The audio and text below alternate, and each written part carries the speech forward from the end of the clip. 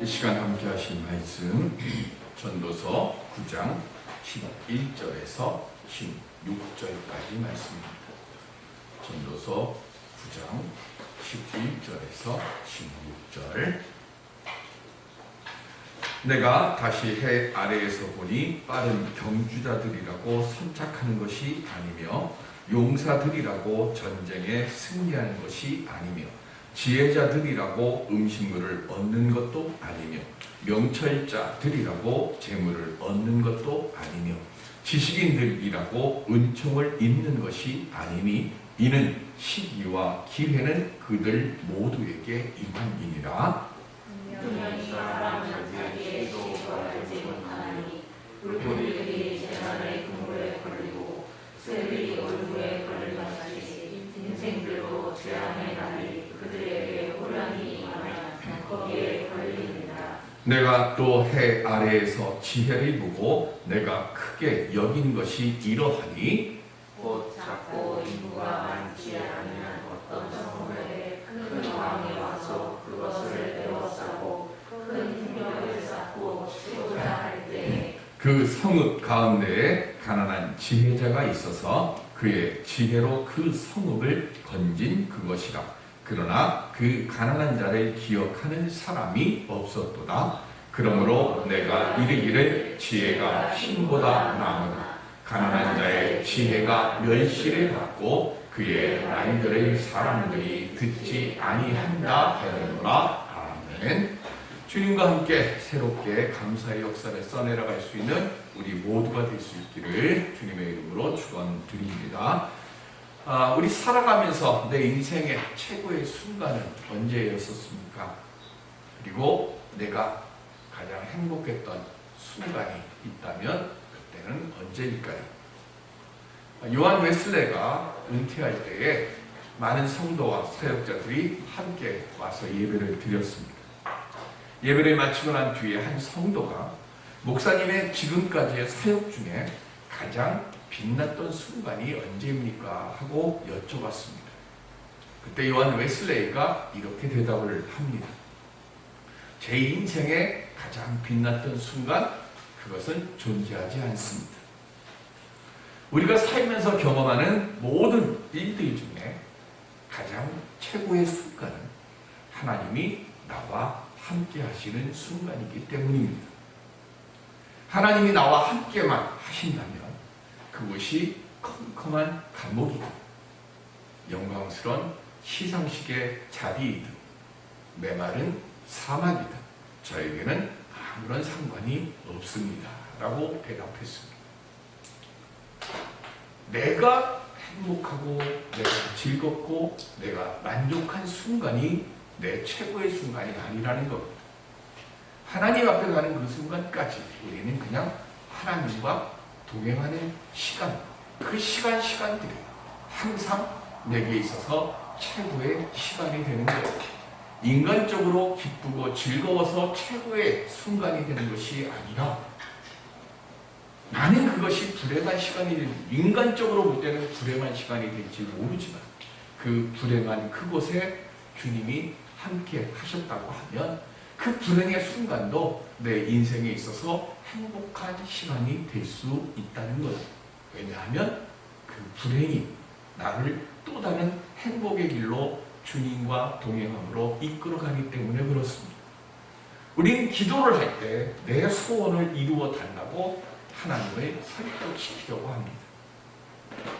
그러나 분명한 건 내가 하나님을 설득하는 것이 아니라 기도는 내가 하나님께 설득을 당하는 거예요. 예수님께서 우리에게 기도를 가르쳐 주실 때에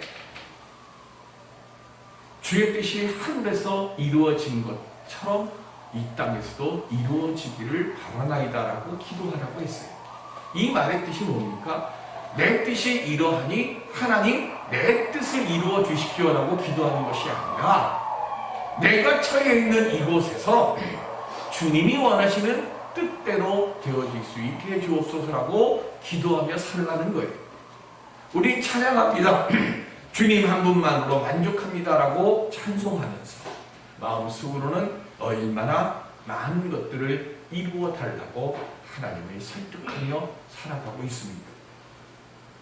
분명한 것, 우리가 보지 못하는 것을 우리 주님은 보시고 우리가 깨닫지 못하는 것까지도 다 헤아려 아시는 주님께서 내게 필요하고 소중한 것이라면 또한 주님께 영광이 되는 일을 하고자 우리가 그렇게 하려 한다면 분명한 것, 주님께서 그 일들이 되도록 인도해 주실 것이라는 사실을 우리는 믿어야 하는 거예요.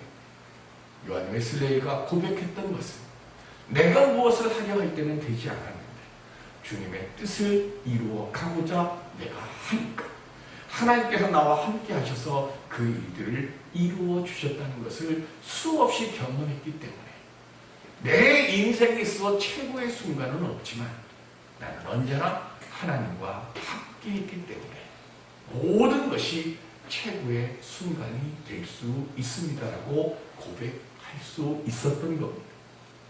내가 언제나 우리 주님의 곁을 떠나지 않으며 그리고 의심하지 않고 겸손히 주님 앞에 선자로 살아가고자 한다면 그때 주님께서 복의 역사로 인도해 주시고 함께해 주실 줄로 믿습니다.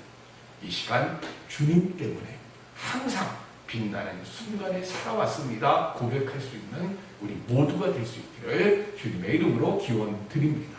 어떻게 하면 그런 고백을 할 수 있을까요?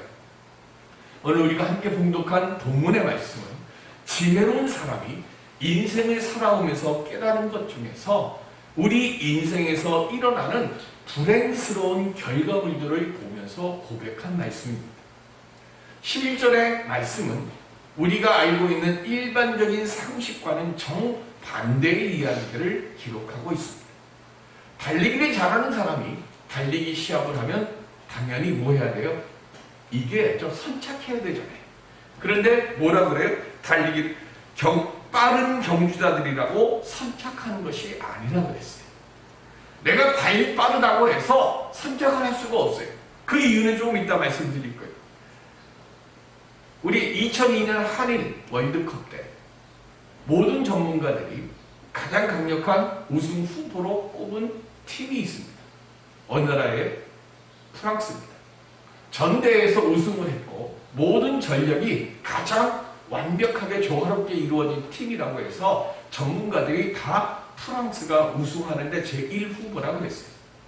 결과는 어느 나라가 우승을 했는가 하면 브라질이 우승을 했습니다. 그리고 모든 전문가들이 1등이라고 우승할 것이라고 예상했던 프랑스는 예선 1라운드에서 조별리그에서 떨어집니다. 이유는 최고의 슈퍼스타였던 지네디 지단이라고 하는 선수가 부상으로 월드컵에 출전할 수 없었기 때문에 그렇습니다. 우리나라의 김남희 선수에게 친선 경기에서 태클을 당했는데 그때 당한 부상으로 참석을 못한 거예요. 그리고 뭐라 그럽니까? 용사들이라고 전쟁에 승리하는 것이 아니라 그랬어요. 그리고 지혜자들이라고 음식물을 얻는 것도 아니고 명철자들이라고 재물을 얻는 것도 아니라 그랬습니다. 그리고는 뭐라고 그런가 하면 그 이유로 우리 11절 맨 마지막 여기 일어나 11절 맨 마지막에 보면 지식인들이라고 은총을 입는 것이 아니니 이렇게 돼 있어요. 여기 지식인들은 기능인들이에요. 내가 뭐 하는가 뭔가 만들 수 있고 이런 거 할 수 있는 손재주가 뛰어난 사람들, 그런 사람들이라고 특별하게 돌봄을 받는 것도 아니고, 그리고 하는 말이 뭐냐면 이는 뭐라고요? 시기와 기회는 그들 모두에게 임함이니라 그랬습니다. 우리 성경에는 기회라고 써놨고요. 원래 그 옛날 성경에는 우연으로 써놨어요. 그래서 시기와 기회가 모두에게 임하기 때문에 당연하다고 생각하는 것들이 당연하지 않은 결과를 만든다 그럽니다. 그러면 시기와 기회, 시기와 우연은 뭘 뜻할까요? 시기는 히브리어로 에트네, 이 말의 뜻은 어둠의 시간이라는 뜻이에요. 그리고 기회, 우연은 폐가라는 말인데 이 말의 뜻은 뭐냐면 충돌입니다. 그러니까 시기와 기회, 시기와 우연이라고 하는 이 말의 뜻은요, 내가 인생을 살아가는 데 있어서 어둠으로 나를 떨어뜨릴 수밖에 없는 충돌이 일어난다는 거예요. 우리 세상 말로 얘기하면 뭐예요? 재수 없는 일들이 내게 닥쳐온다는 거예요.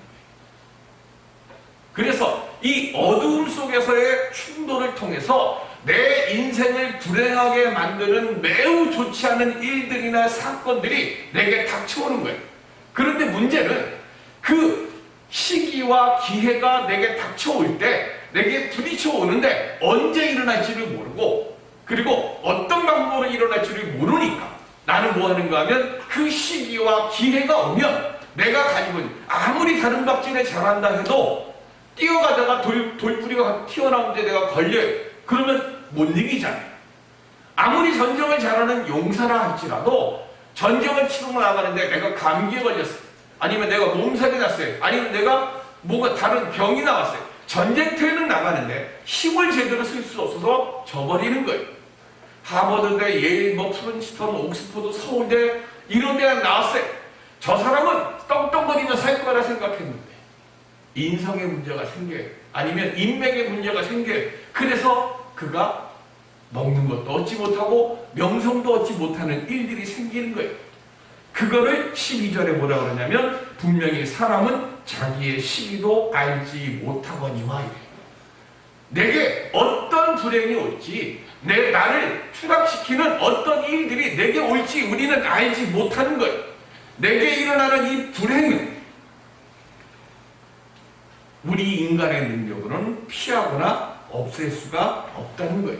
그래서 이 시기를 알지 못하니까 물고기들이 그물에 걸리고 새들이 올무에 걸리는 것처럼 이 재앙의 그물이 갑자기 내게 닥쳐올 때는 어느 누구도 그 재앙의 그물에서 벗어나지 못한다는 것을 말합니다. 세상의 모든 것들보다 이 재앙의 그물에서 우리가 벗어날 수 없는 이유는 우리가 가지고 있는 그 어떤 능력이나 힘보다 월등한 큰 임금이 있어서, 오늘 본문 14절에 보면 곧 작고 인구가 많지 아니한 어떤 성읍에 큰 왕이 와서 그것을 내어싸고 큰 흉벽을 쌓고 치고자 할 때 이랬어요. 큰 왕이 왔어요. 흉벽을 쌓고. 지금 대선 후보들 선출한다고 열심히 레이스들을 합니다. 근데 모든 대선 후보들이요, 아무리 앞서가고 있어도 늘 뭘 조심해요? 언제 일어날지 모르는 시기와 기회 때문에. 그래서 우리 뭐라고 해요? 대통령은 하늘에 있는다 그러잖아요. 지금까지 아무리 이게 높아도 어느 한순간 내가 예상하지 못했던 말 한마디, 아니면 내가 예상하지 못했던 지금 드러나고 있는 그 일들 중에 무언가가 날 덜컥해갖고 투표하는 백성들의 마음에 불편함을 주면 아무리 앞서가도 한순간에 그게 다 무너져 버리잖아요. 우리 인생은 그렇게 될 수밖에 없다는 거예요. 여기 흉벽이라고 하는 이 말의 뜻은 히브리어로 맞조드인데, 이 맞조드라고 하는 말은 짐승을 잡기 위해서 펼쳐놓은 그물인데, 이 그물을 우리 영화에 보면 그 군인들 아니면 뭐 할 때 사람을 잡아놓으려고 하는 아주 튼튼하고 두꺼운 밧줄로 만들어 놓은 그 그물을 말합니다. 아니면 성을 무너지지 못하도록 튼튼하게 쪼매이는 그런 그물을 말하는 거예요. 그러니까 그 흉벽이 오게 되면 그 흉벽이 우리의 인생을 에워싸고 우리를 쪼여드리니까, 우리가 아무리 좋은 계획을 가지고 있고 우리가 아무리 열심히 해도 그 시기와 기회가 한 번에 우리에게 닥치면 우리는 지금까지 했던 모든 것들을 한순간에 잃어버릴 수밖에 없다는 것을 말하는 거예요. 그런데 오늘 본문 15절에 보면 그 성읍 가운데에 가난한 지혜자가 있어서 이렇게 돼 있어요. 근데 그의 지혜로 그 성읍을 어떻게 한다고 그랬어요? 건진 그것이라 그랬습니다. 근데 이건 번역이 잘못된 거예요. 그의 지혜로 그 성읍을 건진다, 이 말의 뜻이 아니고요, 그의 지혜로운 말을 들으면 위기에서 건짐을 받을 수 있는데 라는 뜻이에요. 다른 말로 얘기하면 어떻게 되는 거예요? 그의 말을 들었다 안 들었다? 안 들었다는 거예요. 왜? 이유는 그가 가난한 사람이기 때문에. 다른 말로 이야기하면 인간적으로 볼 때 우리가 귀담아 들을 수 있는 위치나 지위를 가지고 있지 않은 사람이라는 거예요.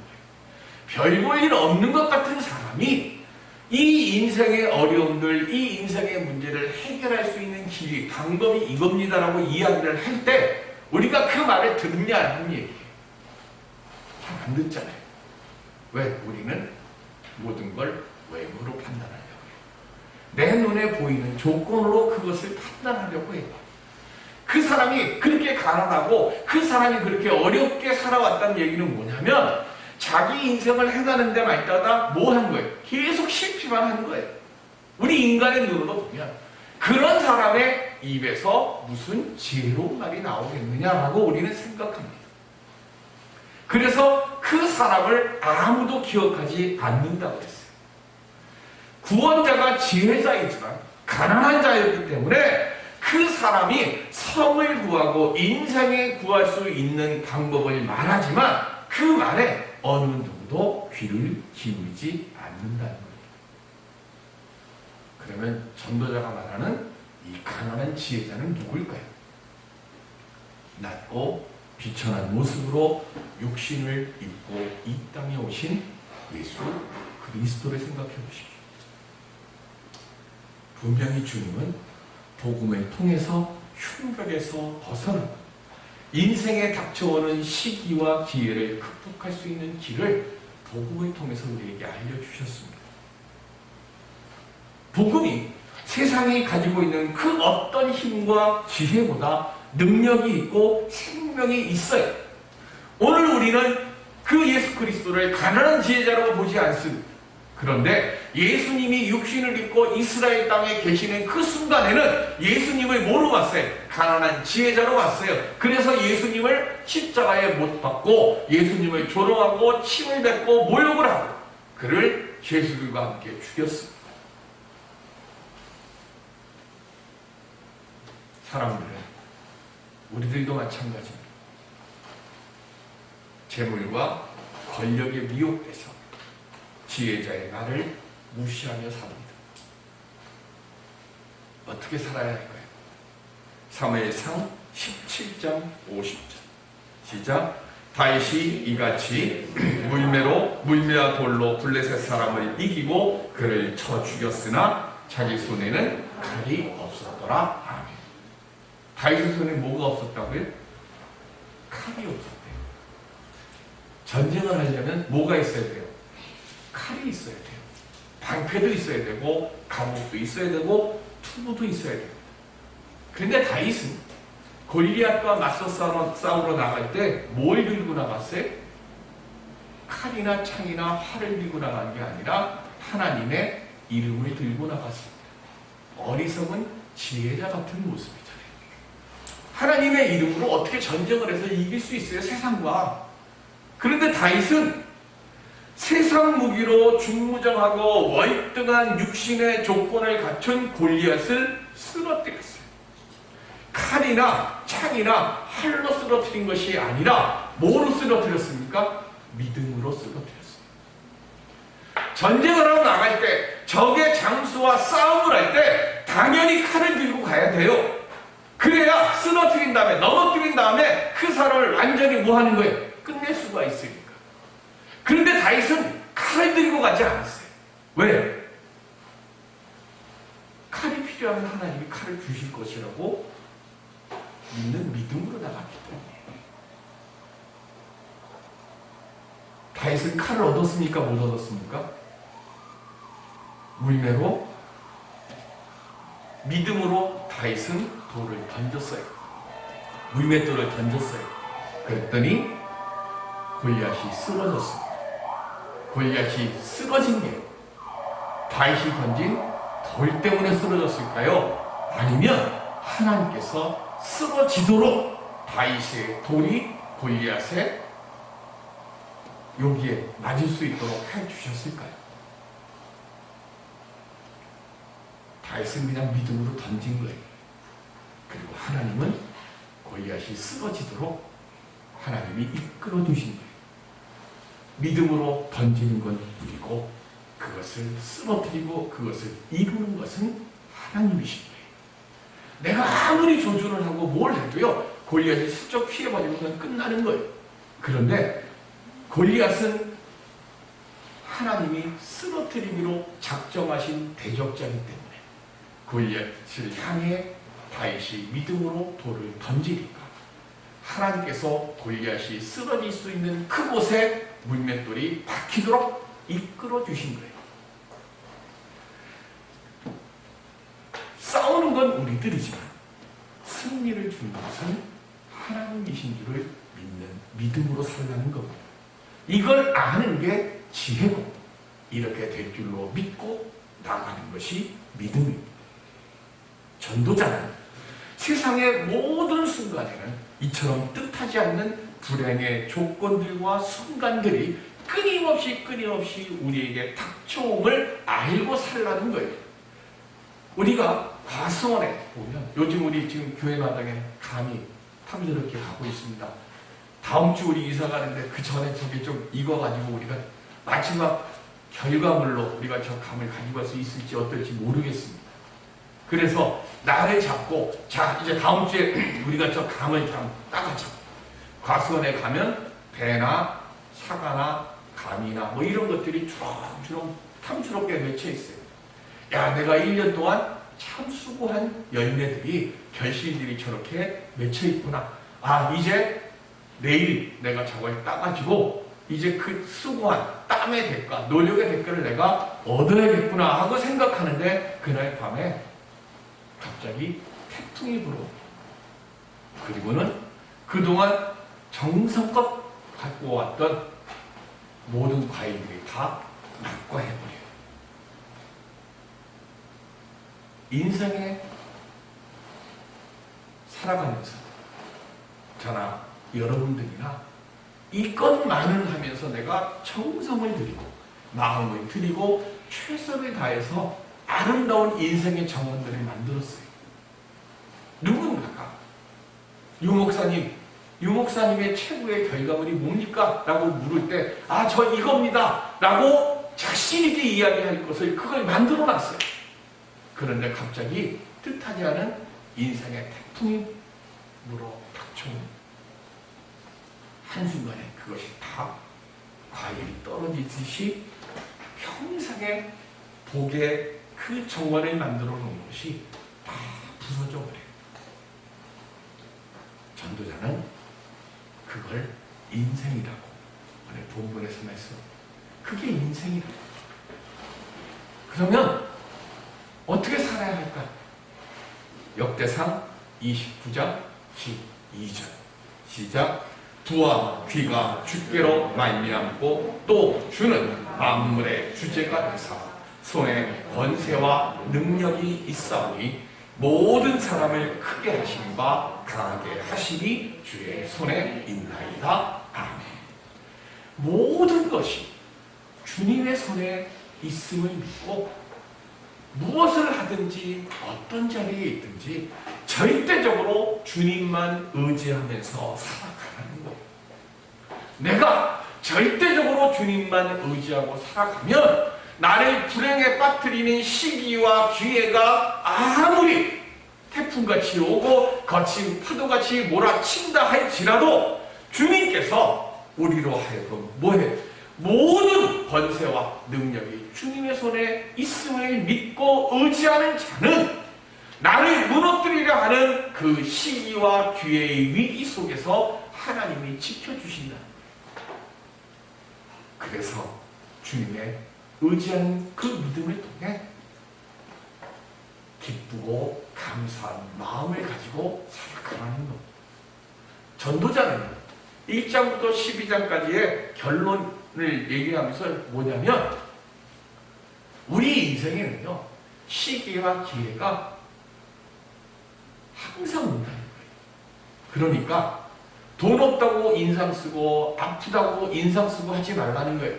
돈 없는 것이 내게 있어서 복으로 바뀔 수도 있으니까. 그러니까 전도자는 말해야 돼요. 있으나 없으나 건강하나 약하나 어차피 이렇게 한 세상 살아가는 거 주님을 의지하고 감사하고 기뻐하는 마음으로 살라는 거예요. 내가 그렇게 힘들고 어려워도 감사하고 기뻐하는 마음을 가지고 살아가다 보면 나를 무너뜨리려고 하는 시기와 기회가 와도 저 사람은 건드려봐야 주님의 손을 의지하며 사는 사람이기 때문에 넘어지지 않는구나 하고 도망 피해간다. 내 힘으로 그것을 아무리 준비해도 우린 그걸 이길 수가 없어요. 그래서 뭐 하라고요? 주님을 의지하라는 거예요. 여러 번 들으셨을 것이고 저도 이야기를 자주 했다. 장애인으로 서강대 영문학과를 졸업하고 미국으로 유학을 다녀와서 모교에서 영문학 교수로 재직했던 장영희 교수의 얘기입니다. 2001년에 처음 암이 발견됩니다. 그리고는 척추와 간으로 전이 돼서 2009년에 세상을 떠났습니다. 그 투병 생활 중에 책을 한 권 출간을 합니다. 살아온 기적, 살아갈 기적. 극심한 고통 중에서 책을 썼기 때문에 슬프고 아프고 그런 얘기들만 써져 있을 것이라 생각하는데 아니에요. 그 책 안에는 수많은 위트 뭐 이런 얘기들을 하면서 행복하고 감사한 기억들을 담아놨어요. 어떻게 그런 일을 겪으면서 그런 글을 쓸 수 있었을까? 그 이유를 첫 장에 써놨습니다. 여러분들 제가 한번 말씀드렸고 여러분들 아는 얘기입니다. 6년 동안 유학을 마무리 짓는 논문을 쓰고 그 논문을 차 트렁크에 놓고 친구 집에 방문을 했다가 친구 집에 들어간 지 10분 만에 친구의 딸이 뛰어와서는 트렁크에 있는 물건을 도둑이 다 가져갔다고 하는 이야기를 합니다. 너무 놀라서 실신을 했고 그리고 깨어난 뒤 5일 동안 물 한 모금 먹지 못할 만큼 큰 충격을 받아요. 그런데 그 후에 하나님께서 위로의 말씀을 이 장영희 교수에게 들려줍니다. 그리고는 그까지 논문 다시 쓰면 되지 하고는 1년 동안 다시 논문을 썼습니다. 그리고는 논문 헌사에 이렇게 썼어요. 내게 생명을 준 부모님께 감사합니다. 그리고 삶의 가장 중요한 지혜인 다시 시작하는 법을 가르쳐준 도둑에게도 감사합니다. 이거는 제가 여러분들이 많이 들었던 얘기예요. 제가 이 얘기를 자꾸 하는 이유는 장영희 교수의 평생의 신앙 고백 때문입니다. 장영희 교수는 자신의 평생의 신앙 고백은 이겁니다라고 이야기를 해요.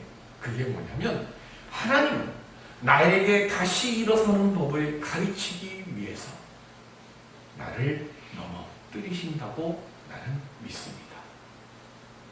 내가 넘어지면 하나님 왜 내게 이런 불행과 내가 하나님 앞에 무슨 죄를 그렇게 많이 졌다고 나를 이렇게 힘들게 합니까? 라고 불평하고 원망하는 게 아니라 하나님이 지금까지 내가 만들어왔던 인생 정원이 잘못됐으니까 그것보다는 더 좋은 것으로 더 새로운 것으로 만들어서 다시 행복의 정원을 만들려고 나를 넘어뜨리시는구나. 나는 그렇게 믿고 그래서 넘어질 때마다 다시 일어섭니다라고 썼어요.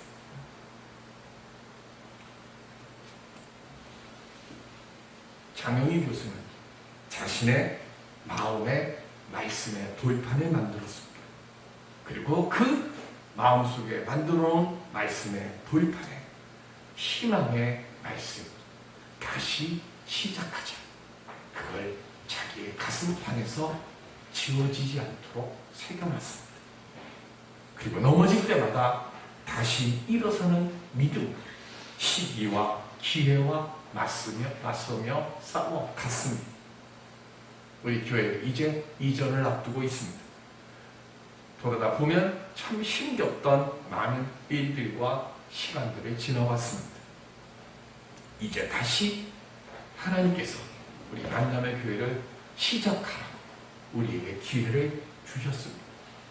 이제는 시기와 기회를 이겨나갈 믿음의 걸음을 우리들이 옮겨가야 할 시간입니다.